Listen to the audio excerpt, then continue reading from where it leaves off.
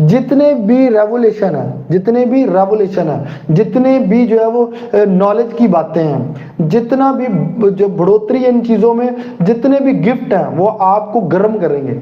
Hallelujah, आपको गर्म करेंगे। क्या कहती है बाइबल?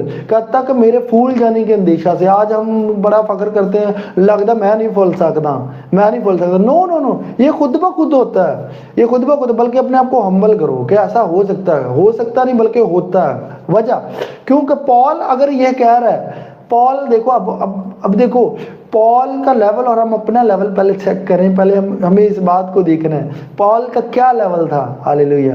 और पॉल क्या कह रहा है? कह रहा है कि मेरे फूल जाने के खतरा से मुझे कांटे चुभोए गए, मुझे कांटे, ताकि मैं फूल ना जाऊं।